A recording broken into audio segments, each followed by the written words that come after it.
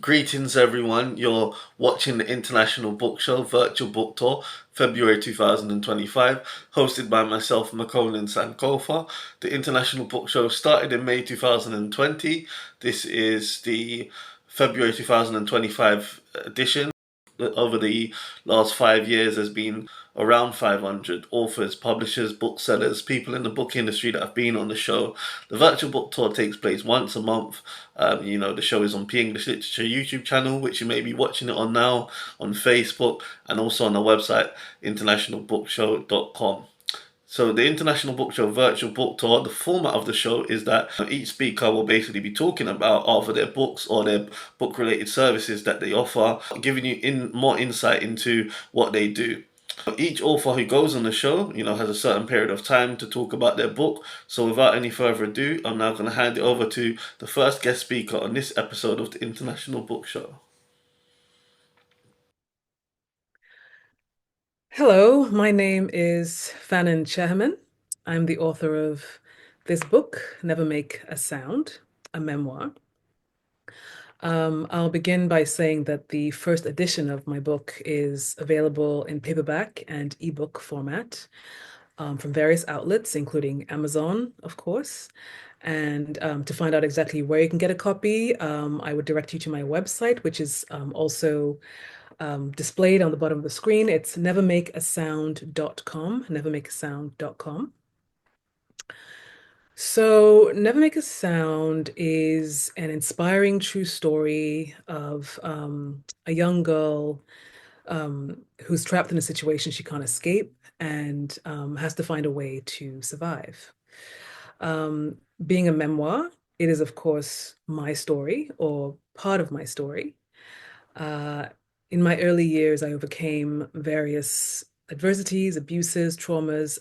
Some of the things I experienced include domestic violence, emotional abuse, neglect, and parental separation. And those things went on to, shape the way the rest of my life played out. Um, I wrote this book because I wanted to tell my story first and foremost, but also I had this a greater purpose beyond telling it. This is a story that I personally have never seen. I've never read about, but I do believe it's a story that needs to be told. Among other things, this book is rare because it shines a light from a child's point of view on emotional abuse within a parent-child context, versus the more common intimate partner dynamic that you do see. It is an extremely personal yet global story. It occurs on several continents. This is because I was born in Lagos, Nigeria, but I spent very little time there. I left when I was very young, wasn't even 5 years old when I left. And, I was the child of expatriates, so I've lived in several countries, and I went from country to country to country as a child of expatriates.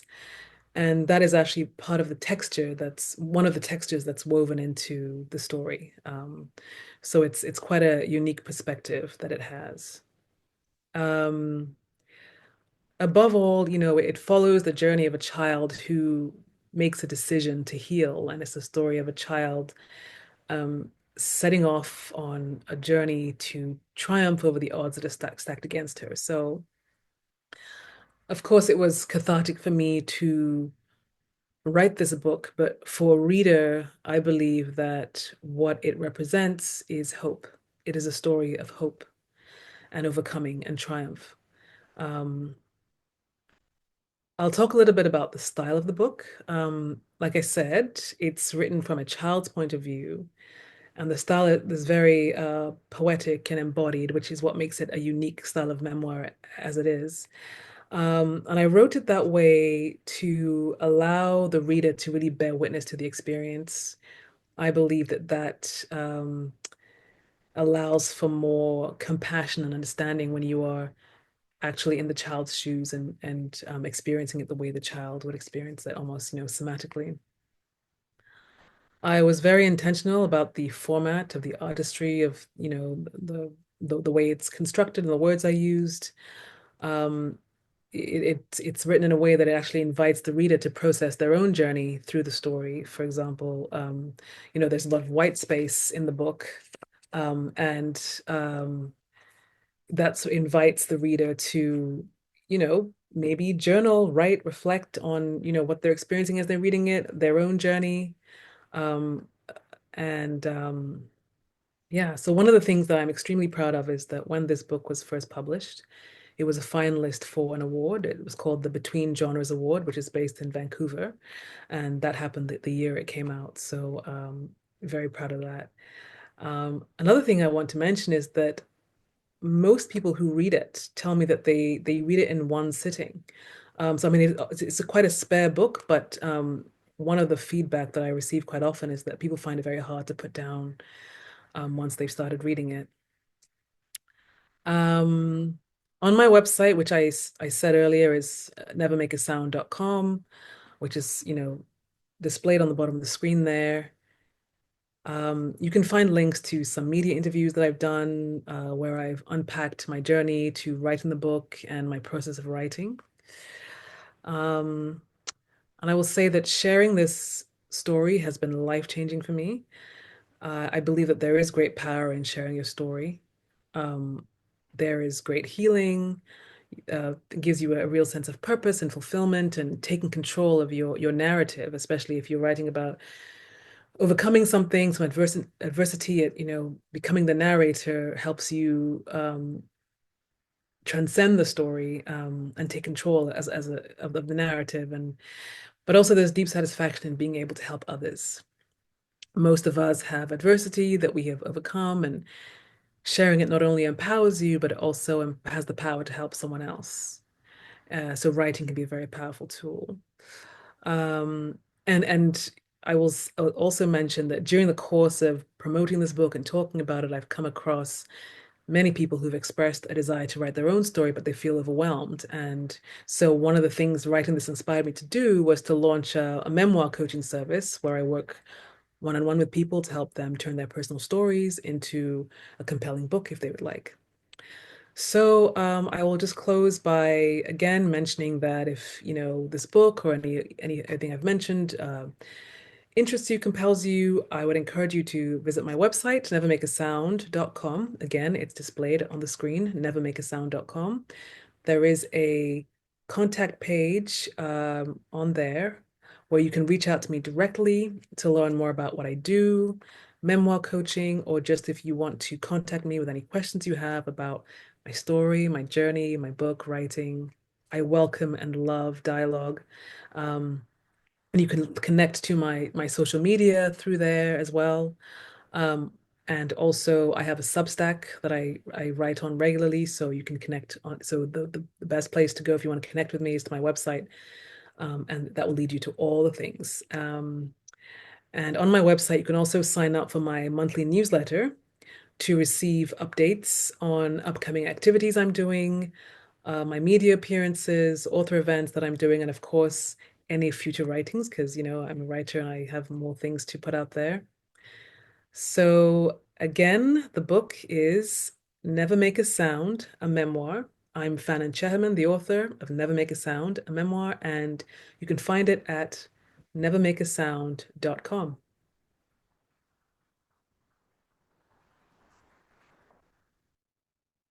Hi, it's a pleasure to be here. My name is Chiatulah Ameke. So Chiatulah is my name, Chi for short, and my surname is Ameke. It's fantastic to be here, part of this international book show. I think for me personally, it's wonderful to talk about the books, but for me, and I'll talk about this in more detail, it's about us linking up worldwide to take our books and our words into action for the issues that are really important, particularly for Black people worldwide. There's so much that needs to be done. There's so much that we need to do together as Black people and those who support Black Lives Rising in this broader sense. A little bit about me. I was born and brought up in 60s, South London, Battersea to be precise, pre-gentrification. So it was quite a poor area, and I come from an ordinary working class family of Nigerians. Igbo, to be precise. We are the Biafrans that survived the the genocidal civil war against us in the 60s. Look that up. Anyway, so my parents came over in the 60s. There's 6 of us. I'm second eldest. And education and hard work were the 2 principles that my parents instilled into us. And that's what led me to complete my qualification as a social worker in 91 and my degree in social science. And that led to me being a probation officer and a probation trainer for the next 25 years, from 91 to about 2014. So I went into charity work, and I've worked now in the children's sector, look as a manager in children's homes. But my passion, my mission, and my true job, is what I tell everybody, is Black Lives Rising. I named my first book Black Lives Rising, and my second book is called Black Lives Shining. They're both available on Amazon. And I've always wanted to write, but I was one of these lazy people that, I couldn't be inspired, and I was always making excuses, until one day, 8 years ago, I met my current wife, who really pushed me hard to express my potential. She believed in my potential, perhaps more than I did at the time. And I couldn't let her down, because, she was one of the most intelligent, she was one of the most spiritual, and then one of the most loving people I've ever met. So she was the driving force behind me writing it, but it's me that expressed my passion, the stories and issues and concerns, in 2 books of very short stories that you can read extremely quickly. You'll read the first in a couple of hours, the same as well.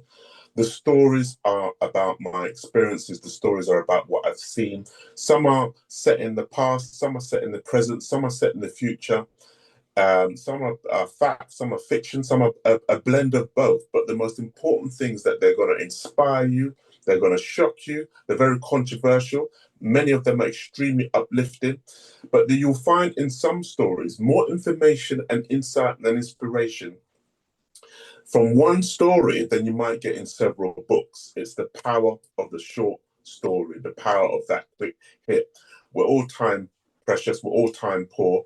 And I wanted to write stories that you can read and receive an impact and inspiration immediately and instantly. So as I said, the 2 books are Black Lives Rising and Black Lives Shining. The first book was published by an American publisher in 2021. Nobody wanted to touch my book. I literally sent my book out to thousands of publishers around the world. Nobody wanted to touch it. And when you read the first book, you'll find out why. In fact, I got sacked from my job as a manager when I put that book out. And when you read the stories, any one of the stories could have got me sacked, to be honest. But it's for you to have a look and think for yourself, which one do you think got me sacked? But I was proud. I was proud that the book was so powerful and so threatening that people felt they had to immediately get rid of me from my job. And I was manager of the year where I was.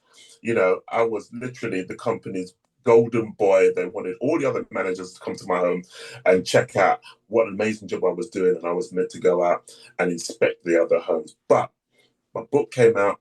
Someone from the leadership team read it. They ended my job immediately via email. Proud. Second book I published by myself because I wanted to change. I wanted complete control over the picture design, and I wanted to go through the self-publishing process as well. So the second book came out literally in October 2024, just a few months ago, and I did everything myself. And it's 40 stories. The first book, Black Lives Rising, is 33 short stories. The second book is the same kind of format, but it's 40 short stories. And you will find stories in there you just won't read anywhere else, because a lot of authors are holding back. A lot of authors want to get published and they hold back, and they want to make sure they don't offend people. My books cross the line, folks. They say things that a lot of people are scared to even think, just like Malcolm X did. Malcolm X is one of my biggest inspirations. Behind and after my parents, Malcolm X is the biggest inspiration in my life, without a shadow of a doubt. So I try to take a leaf out of his book and be true to myself, true to who I am. Speak the truth, speak my truth. Come what may, let the chips fall where they may. So the books are an expression of myself and an expression of what I've experienced in the UK and what I've seen and studied for more than 35 years. I've studied Black history and I've studied Black spirituality for more than 35 years. I was the chair of the Black Students Group when I was a student back in the late 80s. And ever since then, I've been involved in Black groups, organizations, and studied these issues to the core, to the depth, spending thousands of pounds and reading hundreds of books in my own time to develop my sense of self and my sense of pride as an African living in Britain. Because here in Britain, as in the West in general, we as African people are encouraged to see each other as individuals and not link up together. And the biggest irony is that our enemies, whether they be European, whether they be Arabs or Chinese now, all over Africa and the Caribbean, they're coming together like Africans, using African principles of collectiveness and unity to rob and rape our resources to build a future for their grandchildren, not ours, to build their dreams, not ours. They use our land and resources, and they create wars and division and terrorism across the whole of Africa in order to destabilize those countries so they can put in corrupt leaders to extract our resources. Africa, as you know, is the richest country, the richest continent, beg your pardon, the richest continent in the entire world. But we are some of the poorest in terms of receiving the benefits of those riches. We need to change that immediately. And across West Africa, people like Ibrahim Traore from Burkina Faso, who's leading that country and manufacturing and building the resources for the indigenous people of that country, and is linking up with other people around West Africa to do that. These are incredible things happening right now. It's not advertised, it's not publicized in mainstream media in the West at all, because they do not want to see Black Lives Rising in any shape or form. The mission behind the books is what I've just said. For us as Black people to end white supremacy and rise up everywhere, unified as the Black race should be, and to restore the spiritual kingdom of Kemet, the ancient African spiritual kingdom that flourished along the Nile Valley civilizations, where everyone around the world came to study. The Greeks who claim to be the fathers of civilization, the fathers of mathematics, etc., etc. They will tell you they studied at the feet of African masters in the temples along the Nile Valley. That's who we are. That's our heritage, legacy. The genius is in our DNA waiting to come out and be triggered by books that I've written. I want you to read those books and be triggered to your greatness, to be triggered to your genius, to be triggered to the mission that you chose. You chose thousands of years ago. You've reincarnated at this time because you know this is an important time. You've reincarnated, those of you who really understand what this is about, you've reincarnated to come back at this time to fulfill the mission of Black Lives Rising, to end white supremacy and restore Black Kemetic power. That was the ancient name, Kemet, of Egypt in Africa. And it was the greatest civilization that humanity has ever produced. You know it, I know it, and those of you who studied these issues know it too. Read the books, be inspired, stay in touch. The time is now. The time for us to rise is now. Black lives rising and shining. Thank you very much, Chiatola Ameke. As he mentioned, he is the author of the books called Black Lives Rising and also Black Lives Shining. Those books are available to be purchased from via Amazon. Once again, that is Chiatola Ameke, author of the books Black Lives Rising and Black Lives Shining. And if you want to get a copy of both the books or one of the books, go on Amazon and, get your copy.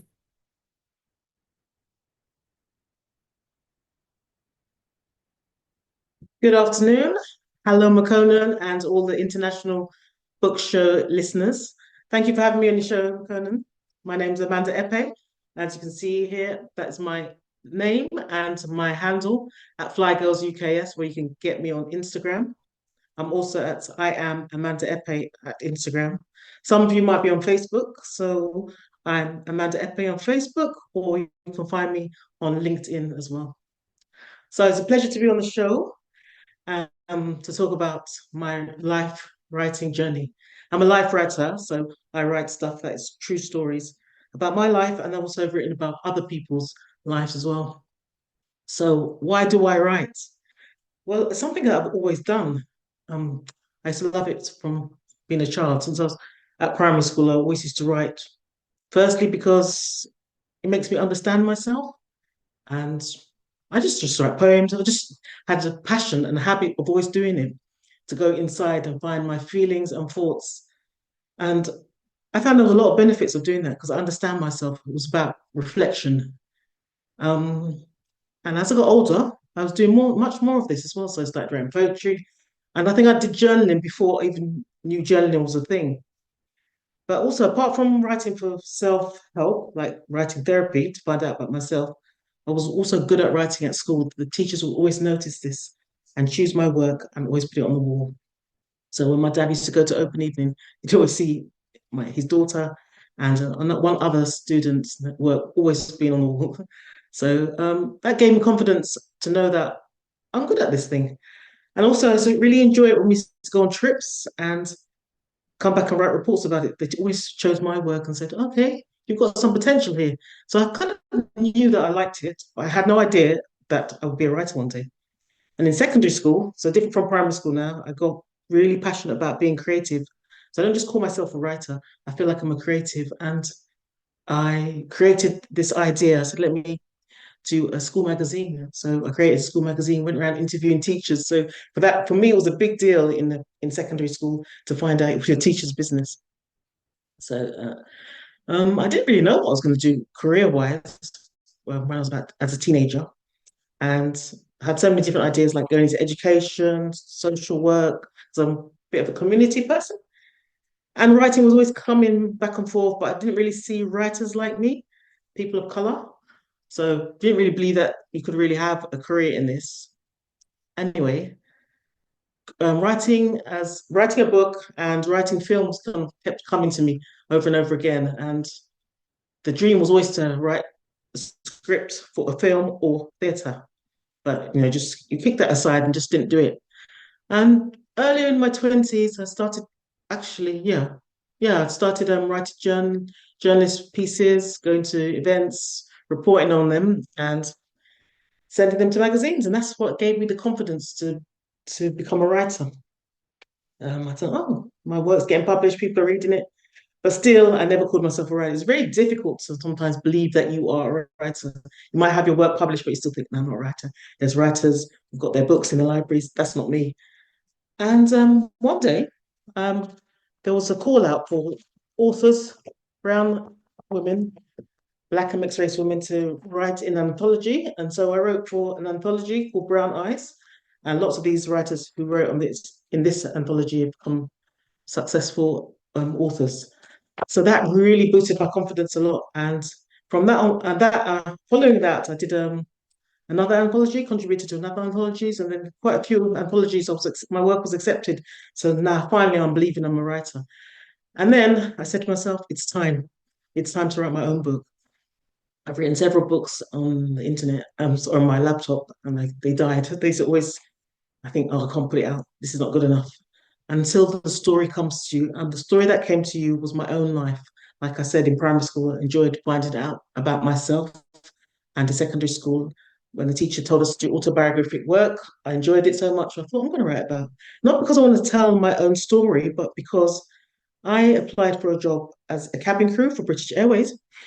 And the reason why I applied for that job, not because I wanted to be a flight attendant, but I wanted to travel the world, two things. I wanted to travel the world and be a travel writer. While I was on the job, I didn't do any of those things. I just enjoyed myself so much and forgot about the whole mission, or maybe was too lazy to do it, or maybe self-doubt. And then years after I'd left, I finally wrote my debut memoir, which is called A Fly Girl, Travel Tales of an Exotic British Airways Cabin Crew. So this is my first baby, which I am so proud of doing. It's about my life as a cabin crew. So it's also about the places I went to, and also about working as a cabin crew in the company.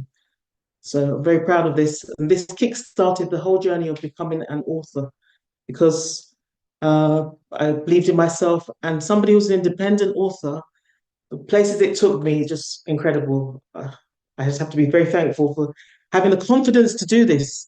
So following that, it took a long time after that book though. So during lockdown, I had much more time on my hands and everybody was becoming more creative. I wrote my second book, children's book, called Fly Girls. Now, this book is about aviation pioneers. So it's following on the aviation theme, but mine was about cabin crew and traveling around the world. This one is about inspiring girls, especially melanated girls, of people who have gone on and become pioneers and done very great things in the aviation industry. So I recommend this book to mothers who got daughters and their daughters might be an adventurous type, who might want to be a pilot, whether it's recreational, whether it's to be in the military, or whether it's to be a commercial pilot. This is a great book. It's also Black History Month in America and Racial Equality Week in Britain. So it's a really good idea to buy this. And it doesn't have to be Black History Month. Black History Month could be every day of the year. So it could be your daughter's birthday or a niece or a friend's child.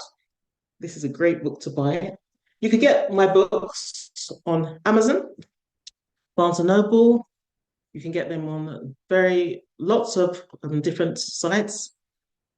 And let me say about these books, they helped me to become a filmmaker as well. So I continued on that trajectory of writing about flying stories, and I wrote a script called Flying for Britain, which is about an aviation hero who worked for the RAF during the Second World War. His name was Johnny Smythe. So it's Johnny Smythe and the Windrush story, World War II navigator. So all my dreams came true, all because of writing my first book, A Fly Girl, which also kickstarted a project, getting women to be active and creative. Fly Girls have done so much. And so being active, they were walking around, hiking in the local community, being creative. We had creative writing workshops, which is another thing that I do. I coach people who want to become authors, especially life writing authors. Coached a few people in workshops, and some people come to me individually asking for support. So if you want to talk to me about being coached, follow me, connect on LinkedIn, or if you're on Instagram at Fly Girls UK, or I am Amanda Epe. I'd love to help you out, hear your ideas, just give you a few tips and pointers. So yes, I'm really pleased about this journey of becoming an author.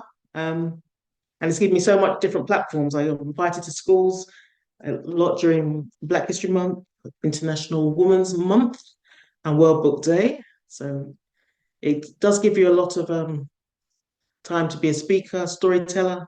It can do a lot for you. So if you really, I'm just talking to anybody who's an emerging author or writer, but just feels a bit unsure, take that step.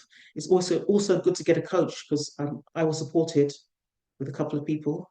And I think it would be much better if I hired a coach throughout the journey. I mean, the book did so well already. It got onto Forbes list. It also got onto the Daily Mirror list, Learning Planet as the best travel writing books top 10 during the year that they were written about. So yes, have that confidence to do it if you want to be a writer. I'll help you if you want me to coach you, if you find that you need some support on this journey. And good luck. But I'd suggest if you want to go away or you don't want to go away and you want to read a travel journey, this is a good historical guide to what life was like traveling in the 90s in the countries that I went to. Or if you've got this idea for your young people who want to become aviators, get Fly Girls. Enjoy your read.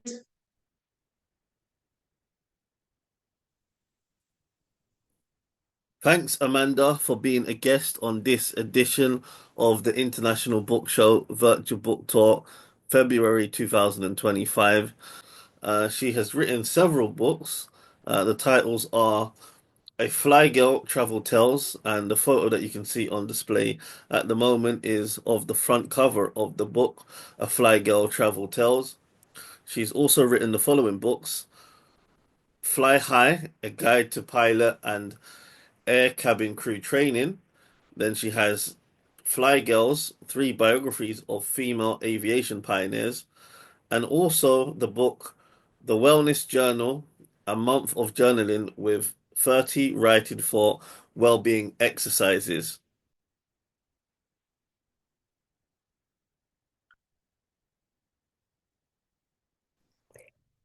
Hi, I'm Tamera Foley, and I am the owner of Education for All Now and Garwell Publishing. I am so happy to be with you today, and kudos to all the authors out there. But today I want to focus on one thing, and that is mental health, the mental health of our children. Our children are going through anxiety, depression, stress, all of the things that we see adults going through. They're going through. Remember, if you're a parent and you're at home and you're feeling really stressed and your behavior is showing that you're stressed, then your children are also feeling some of that. So we have some tools that we want to share with you that we believe will help you. If you have children third through eighth grade, we recommend our Healing Hearts book. And our Healing Hearts book is an incredible journey. It's a journey of poetry, reflection, and art. So it's a magical space for your children to create, express, and discover the fantastic person that they are. So you want to just show you what it looks like inside. And as you can see, we have a variety of all ethnicities of children because this isn't for any one ethnicity, it's for all children. And as you can see, we have everyday find joy. So there's poetry, and then there are questions, and then there's a space for them to doodle. Okay, so there's always some space for them to talk about self-awareness, to color, to do whatever they need to do, and to answer the questions. So that's very important. Also, with the Healing Hearts Journal comes a Healing Hearts kit. And in this kit, we have sour candy, and some of the research is saying that the sour candy helps kids to focus. It helps them to calm down, just the taste of it. And we know that that also works for adults. We also have a stress ball, again, because we know our kids are feeling stressed.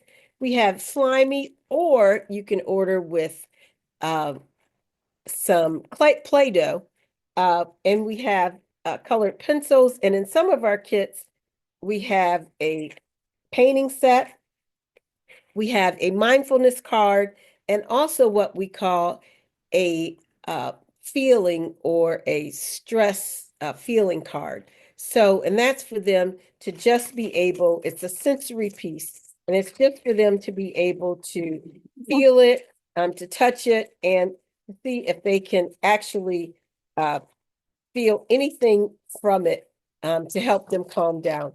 So that's what our kits look like, and they come with every book. Today, I also want to talk about depression in children and how depression shows up. And so, even with our tools, we know that there are some things that we need you to look for. We also know that reading, being outside, having conversations with parents, having conversations with friends, coming away from social media, coming away from them on their devices, also help to reduce stress and also helps to reduce depression. So we know that depression is a mental health condition, and it affects their mood, and it also may cause them to change their energy level, their internal thoughts, and daily habits. So depression may also cause sadness, anger, irritability, or hopelessness for weeks or longer. Oh, so your child may say, nobody really cares about me anymore. If I just vanish, it would be okay. Nobody would miss me. Or they just may not act the same. They may be sleeping more. They may not enjoy the things that kids at their age they used to enjoy. And they may just feel less motivated. They might not want to do anything. They might not want to go out with their friend.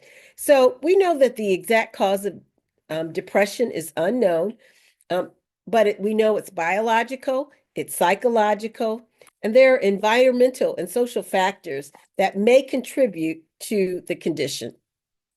We know that these conditions can also be increased and a greater risk if you have a greater risk of family history of depression, if they have a chronic illness, or if they experience some traumatic life event.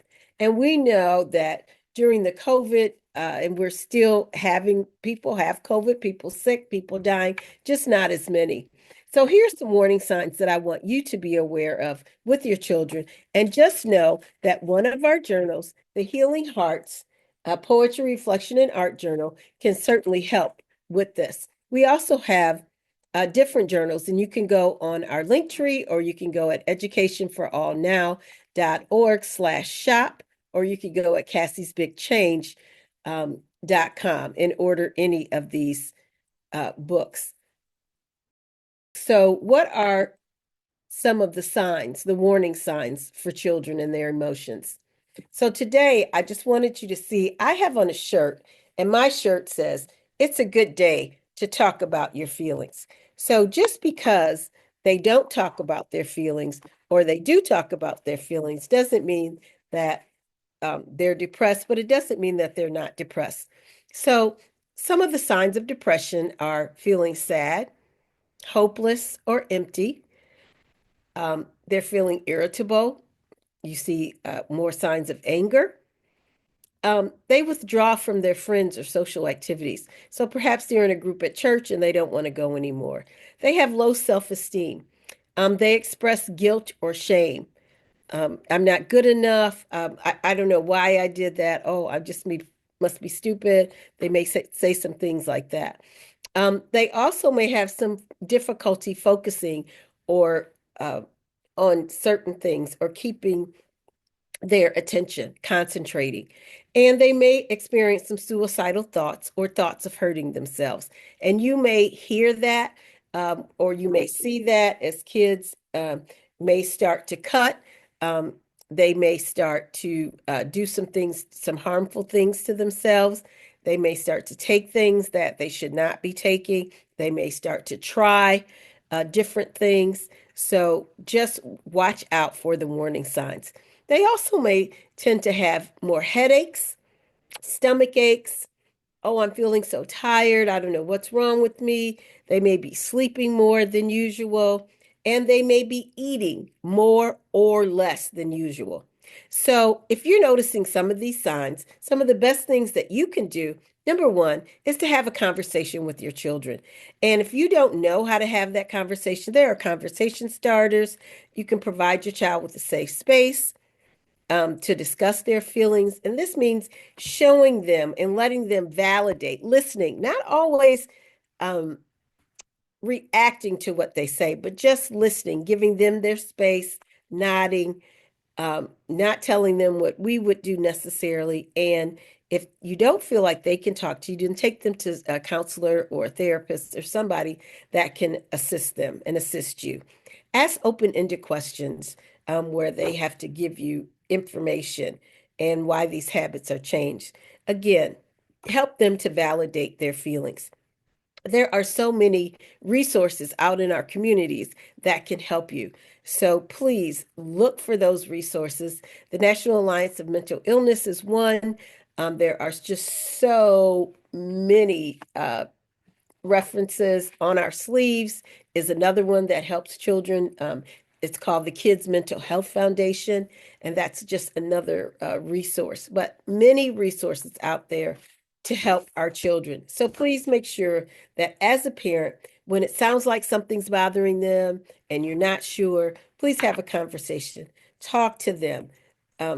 Just say to them, it sounds like you're feeling sad, or that sounds like a really hard or terrible situation that you've gone through. Don't act like it's not important, because it is important to them.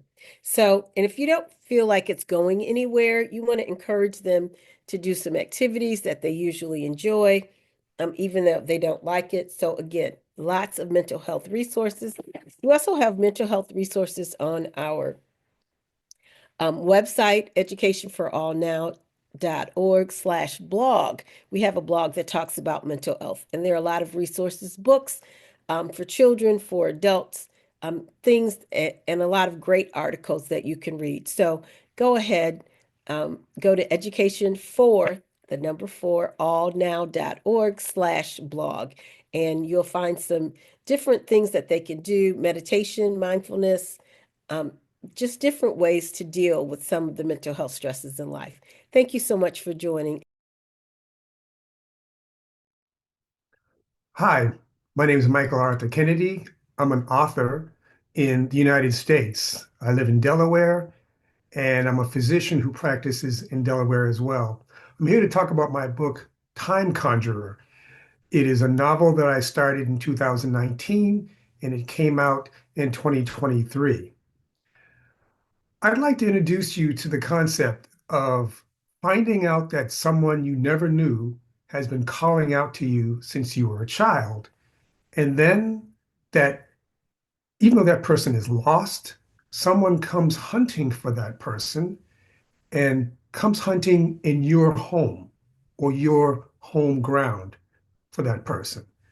Sounds a little strange, especially when you consider that that person has been lost since 1955. And that's just what happens to my protagonist in the book, Time Conjurer. Now, I thought that that would be a good premise to start with. And I think that the other part that was important was that my protagonist and his family have a tradition of hoodoo, which is a traditional African method of medicinal and um, uh, pseudo magical practice. It's got some religious base in it for sure, but it's actually medicinal. And it does use the concepts of energy in plants and in people and things. And so you can see the medicinal use that we call naturopathy today. But my protagonist wakes up and has a dream about this girl that he's been seeing since he was a child. He's in his 30s and he says, "Hey, this little girl told me about somebody dying."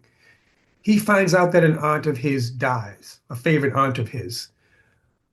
The problem is that someone else is talking to him in this vision. It's this little girl keeps talking to him. He learns that the little girl is telling him that somebody in his family dies, but it's a great aunt he never met. Uh, he then learns that someone has come from 1955 and is hunting this great aunt. So he's trying to figure out, wait a minute, I just learned that one aunt died and another aunt is alive, but I've never met her, and she disappeared in 1955. Who's coming from 1955 to 2019 hunting her? And I do mean hunting, okay? What he also learns is that the woman who's hunting his great aunt is a racist woman from the South in 1955 whose family lynched his great aunt's fiance. So he's trying to put this all together. He's trying to figure out what's going on, what he has to do, because now he understands that his great aunt may be alive, which is interesting in itself after 64 years, but that this racist woman now has the ability to time travel. Stranger still is that his family in 2019 just discovered or developed a method of time travel. So the great aunt, Delilah, had a sister named Phyllis, who is my protagonist's grandmother. So Kenny is a physician whose grandmother, he calls Nana, has a sister named Delilah who disappeared in 1955. Nana learned hoodoo from her sister Delilah. Nana then develops a method of time travel using photographs as portals. Okay, sounds kind of crazy. But again, this is the pseudo magical element of it, right? A picture now becomes a portal. You can touch the photograph and travel to that time and place. That's useful because they have to go back and find the great aunt, and they have to figure out how to stop this woman from time traveling. Because if she is the racist woman that she's proven to be, her family is as such, she may decide some people don't need to be here. And she can move forward in time, and then we don't have people like Barack Obama or Martin Luther King, et cetera, et cetera. So this journey, again, starts in 2019 and goes back to 1955. And it's basically a search for the great aunt. And the thing about the great aunt's disappearance is that while the photographs are portals through time and space, they're also a window to a labyrinth behind every photograph. So picture this. You can go into the photograph, experience what's happening in that time and place, but if you go through the photograph, you're in a labyrinth behind all photographs.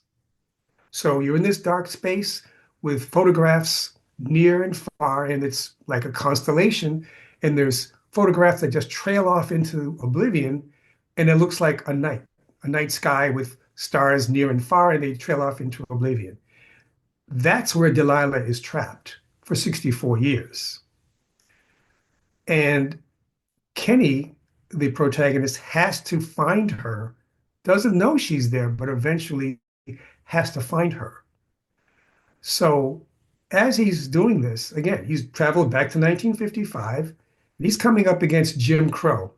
And he and his grandmother travel, of course. And the problem that they have is no one's really able to figure out what's happening, and there's a lot of forces against them, such as Jim Crow. And if you don't know what Jim Crow is, that's easy. It's basically white supremacy. But the point is, they then have to find the great aunt and stop this woman named Gretchen.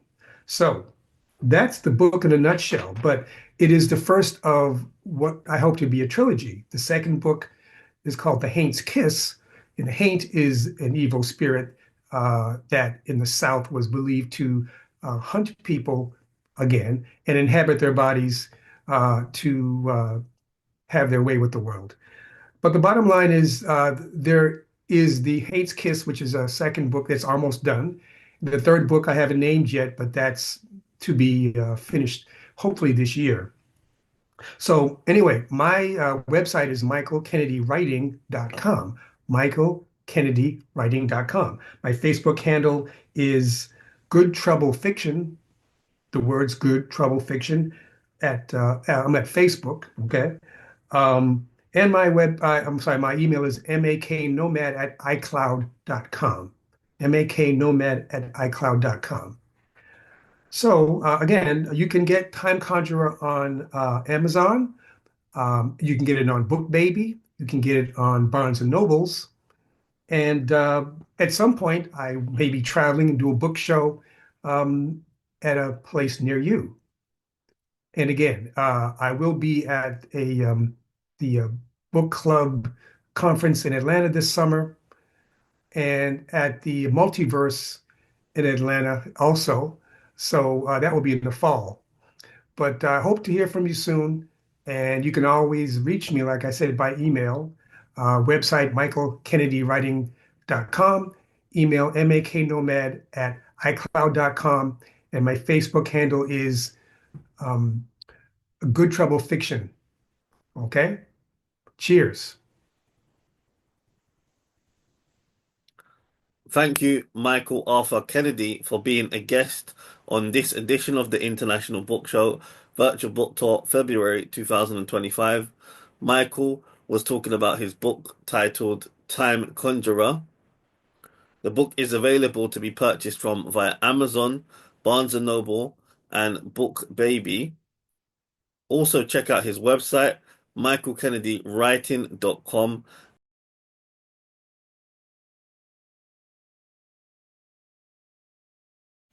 Hello everybody, I'm Chrisoula Panagoulia and I'm talking to you from Greece. My parents were Greek. I say were because they have passed away. So they were immigrants, and when I was 5 months old, they took me from Greece to Australia, and 11 years later we came back to Greece.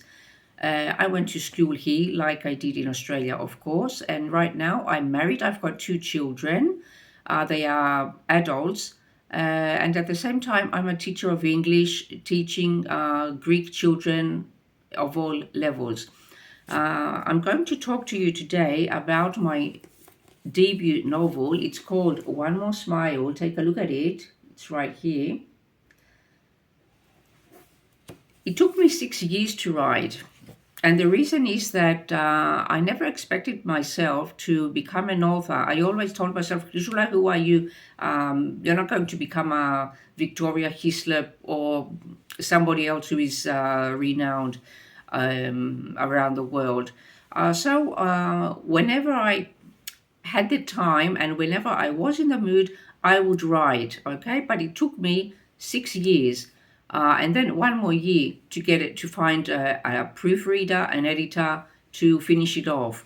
Anyway, the book is a fiction one, though there are some elements that my mom has told me, because when she was alive, I would ask her what her life was like in those years, because the novel is set in World War II. After World War II has ended, to be more precise. So some elements, some elements have been told to me from my mom. She lived in Luneka. That's where exactly the story is set, in Luneka, and the book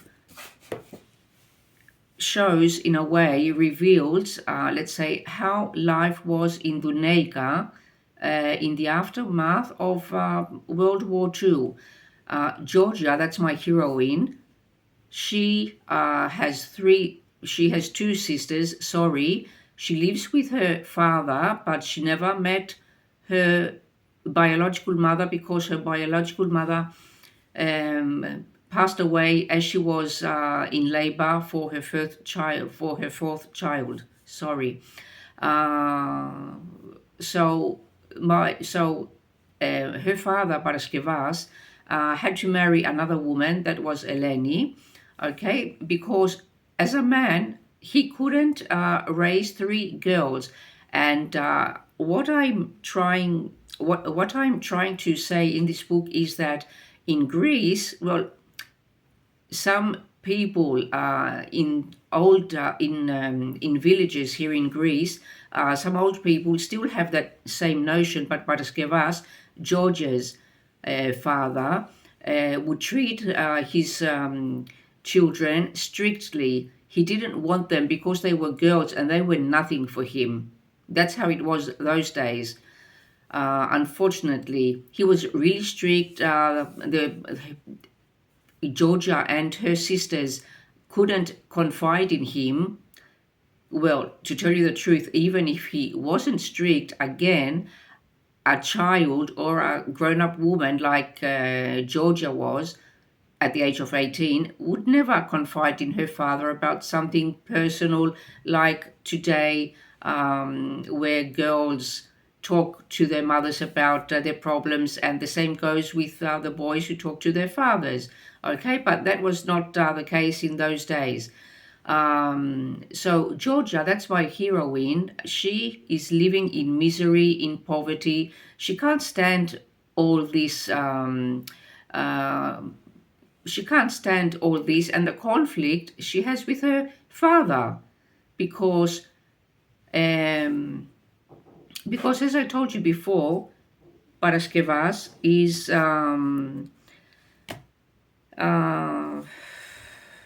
Paraskevas is a person who wants everything to be done his way. He will never accept a no. Never. And whatever happens in his household has to stay in his household. He doesn't want people gossiping about him or his girls. Okay? But Georgia can't endure this constraint. She wants to open her wings and get away. She wants to go out of Greece. And at some point, she decides to go to Australia because she was invited by a cousin of hers, Petros. So she goes to Australia. It's very hard for her, of course. Well, the thing is that she has left the misery and the poverty in Greece, but now in a new country, she will have to find a job, which she finds at a glass factory. So she finds her job, she finds a place to stay. Then she meets a friend next door, her neighbor, and they become friends. But at some point, there is some backstabbing from her friend. I don't want to reveal much, but this is the main idea. And then, in the end, Georgia finds love in the eyes, let's say, of Argyris. Well, the story, you can't say that it is a romance. It's a history drama story. Now, as far as the title is concerned, the title reflects the central theme of resilience and the hope in the face of the hardship.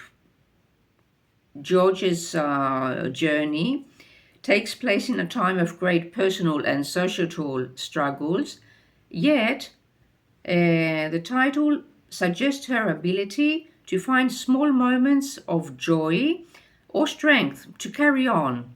And you will see that when you when you will read the whole book. I believe that you will like it because I want to be honest with you. Believe me or not, this book was released in 2018, and up to 2023, last year in the summer, I had never decided to read it as a reader. Believe me or not, I had never read it. But last year, when I was on holidays in 2023, a couple of months ago, I had brought the book with me, and I said, Chrisoula, it's time for you to read what you have written. Do you like it as a reader? So that's what I did. And to tell you the truth, I really loved it. It's very well written. Well, at least that's what the reviews say. If you go onto Google and to Amazon and Goodreads, it's a very easy read. And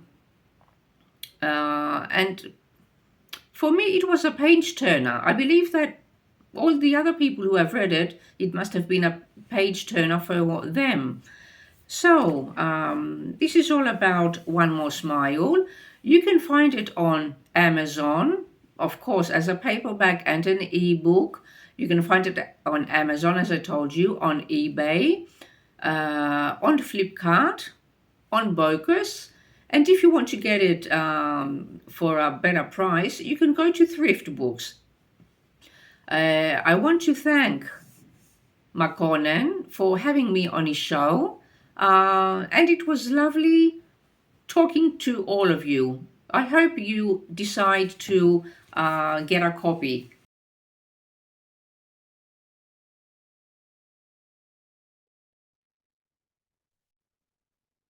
Hi, Makonnen and the International Book Show. Thank you very much for inviting me to be here today. My name is Bharti Dhir, and I am the author of Worth, and this is what it looks like.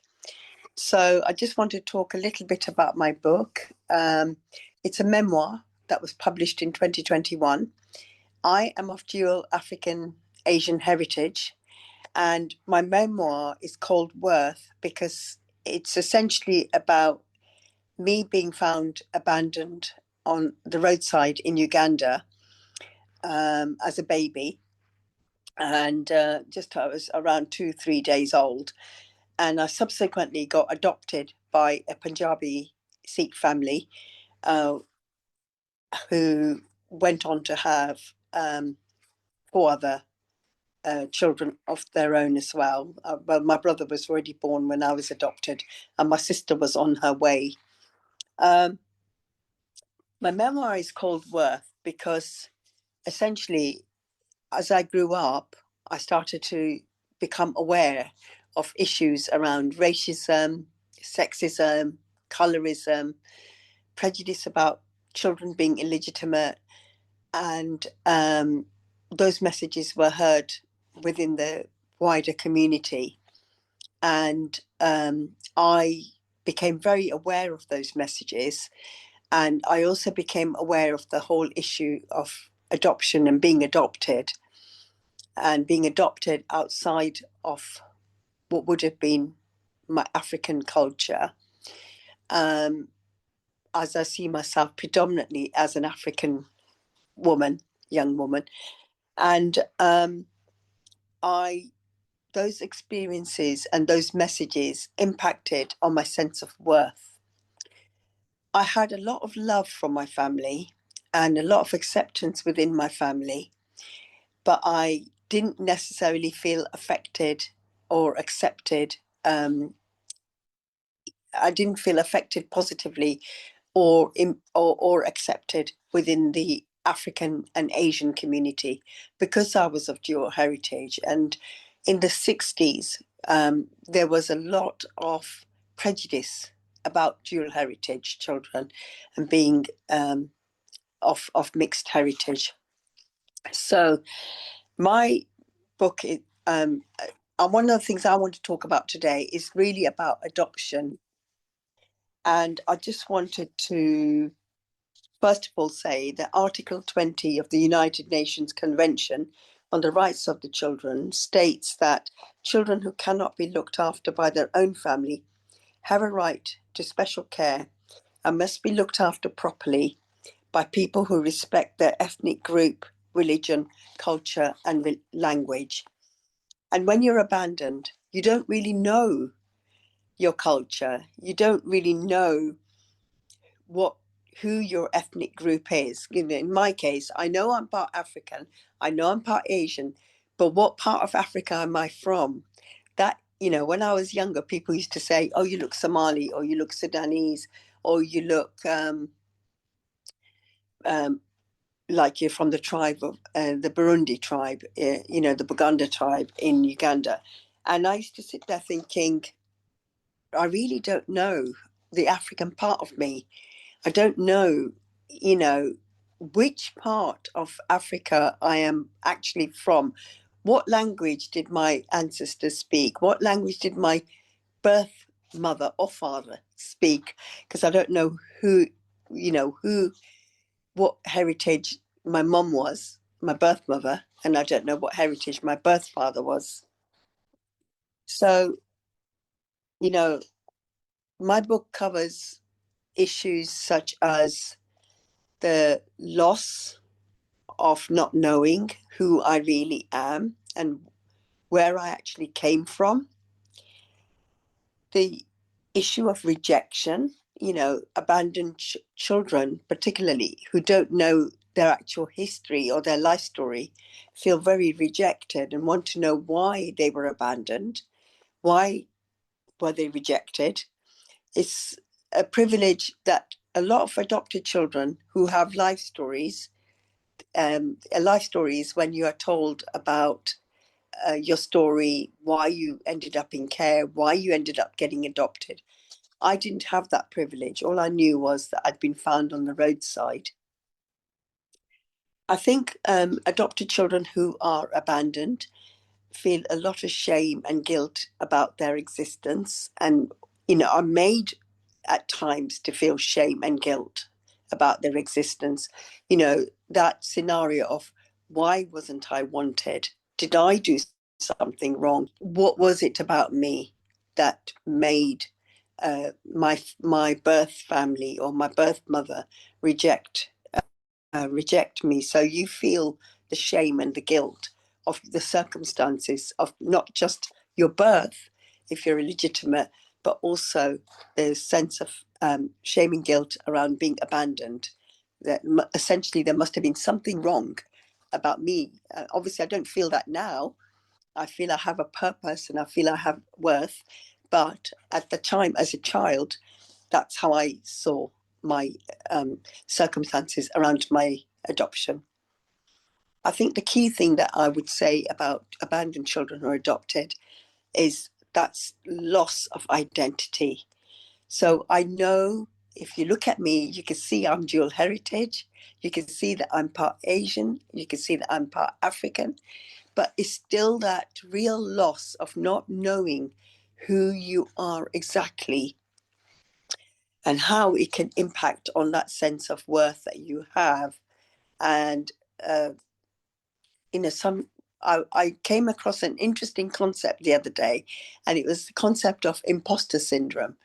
And I actually thought that was really significant in my life because, when you're with an Asian family and you're dual heritage and you're adopting the language, you're adopting the culture, the dress.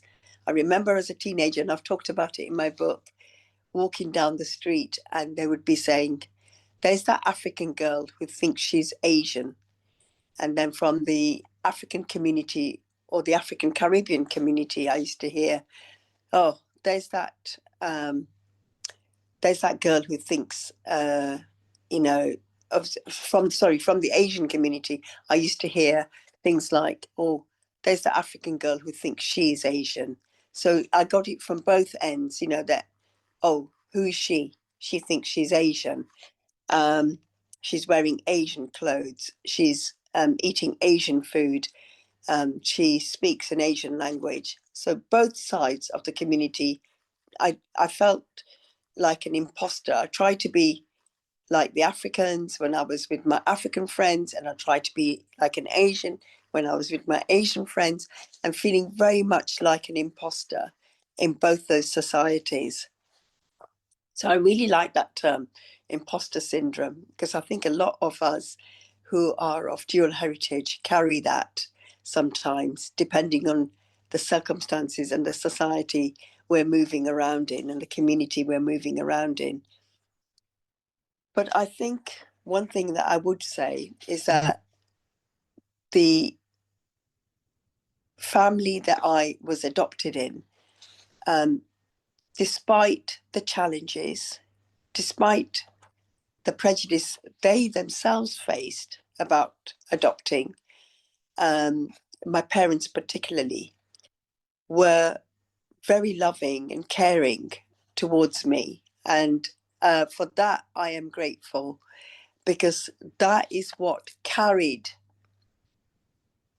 my sense of worth and carried my sense of feeling that I had a purpose and I had a feeling of belonging. At least I had that somewhere, and I still have it.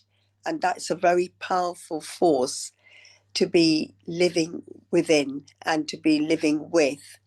So I just wanted to talk about adoption today because I just felt it was important to me.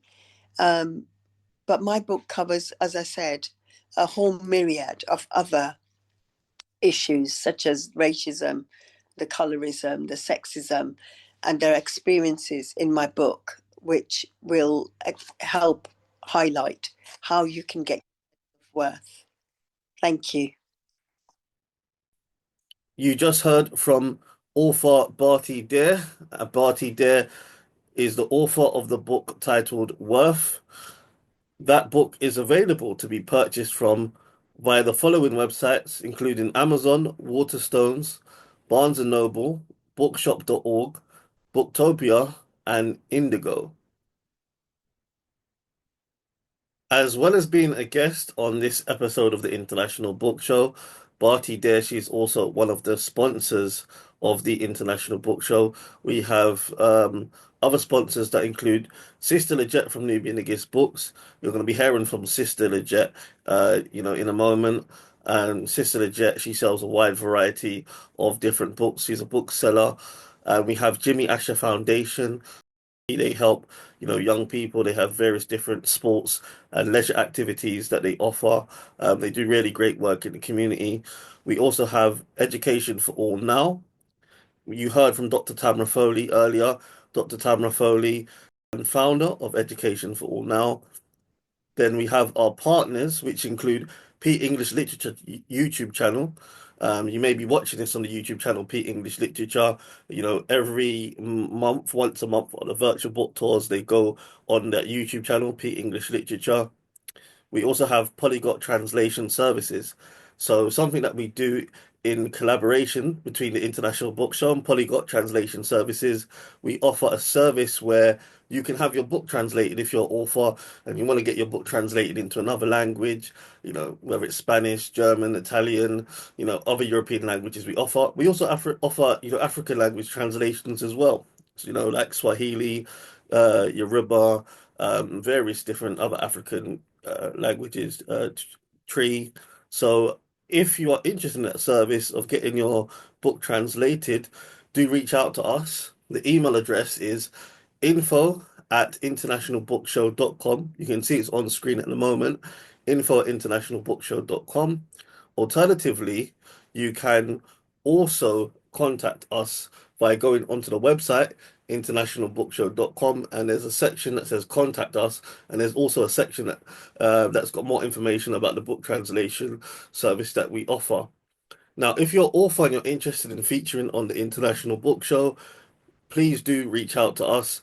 You can reach out to us via email at info@internationalbookshow.com. Again, it's info@internationalbookshow.com. Alternatively, if you go on the website, internationalbookshow.com, there's a contact us section, and there's also a section which says be a show guest. That's one of the headers. If you click on that, and then, you know, there is a contact us form at the bottom of the page, and it's got a little bit more information about featuring on the shows. But yes, please do reach out to us. If you're author, publisher, bookseller, book coach, or you've got someone that you would like to recommend to come on the show.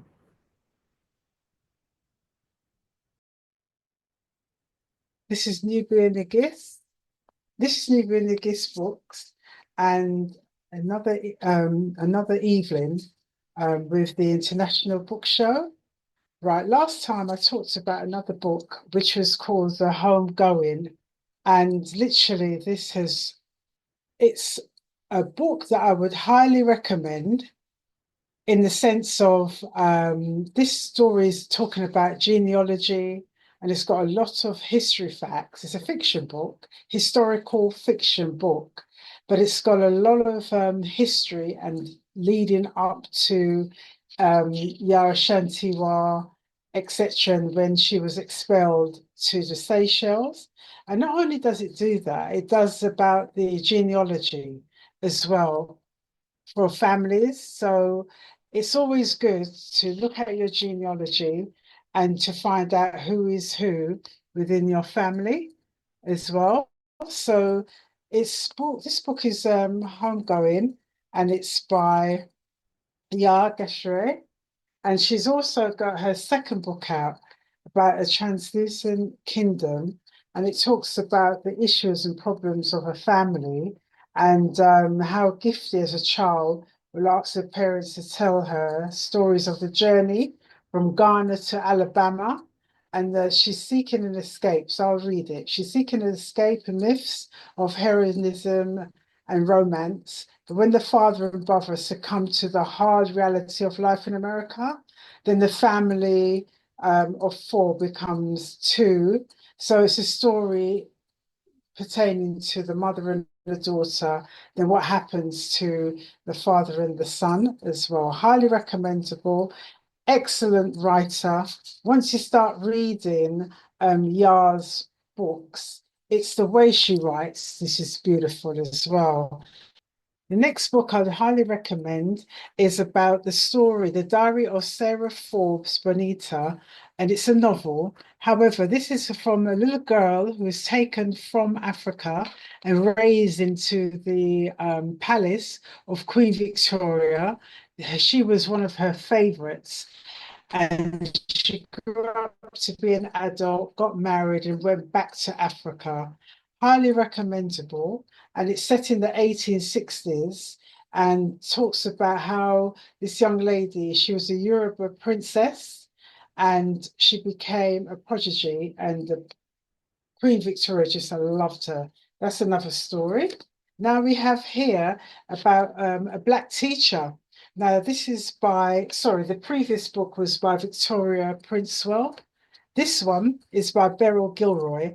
It talks about a lady who came over to London in 1952, and she was shocked about the colour bar that we had here in Britain. And she actually became Britain's first head teacher. And Memoirs was rediscovered, and now it's one of the classic books. So I would suggest that some of you want to be teachers, etc. And this will be a good backdrop in order for you to take in. I have another one here by Tony Warner, The Black History Walks, Volume 1. Absolutely beautiful. He goes through so many places in Britain, and Tony also does the walking tours as well, which I've been to quite a few. Excellent. So as you can see, a lot of it is in colour. He talks about the boat trip that he does in the summertime as well. I did have the picture here, folks. But just for example, he will tell you, let me just get a quick one. This is Jack Libra, and he wrote, he actually did a fantastic book years ago talking about history, sports, and it was like a quiz book. So he's actually done some beautiful work with the blue plaque. So you can actually do the tour. And my other book that I'm going to recommend is an autobiography, and she's a lovely lady, Leonora A. Bailey Headley, and talks about her life. And she came from Jamaica, came here to United Kingdom, and this is just a fantastic book. And she talks about her circumstances and how she overcomes some difficulties as well. But a beautiful book, highly recommendable, and I would suggest that we can all start on the autobiography as well. So these are just a synopsis of some of the books that I have for Nubian Nagis Books, and I could be contacted nubiannagisbook7@gmail.com. If any of the books that you saw that I recommend, then you can always contact me as well. And there's a few books on Amazon, so we're going to be restocking. So I'm also on Instagram, Nubian Nagis Books as well. Thank you again. And it's been a pleasure being on the International Book Show. And hopefully I'll see you on the next show.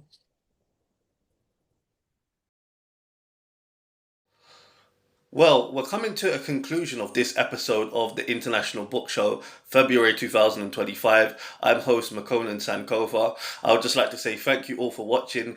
Please do join us on Facebook, our Facebook group, the International Book Show. If you join us, you can stay up to date on the latest information about events and other information related to the International Book Shows. Also, check out our website, internationalbookshow.com. If you're an author and you would like to come on the International Book Show in the future, or publisher, bookseller, book coach, please do contact me. If you go on the website internationalbookshow.com, there's a section which says contact us. Fill out the contact form and we'll get back to you. Alternatively, you can email info@internationalbookshow.com. That's info@internationalbookshow.com. Send an email and then we will get back to you. Thank you again for listening to the International Book Show, February 2025. I hope you will watch again in March. Goodbye, everyone.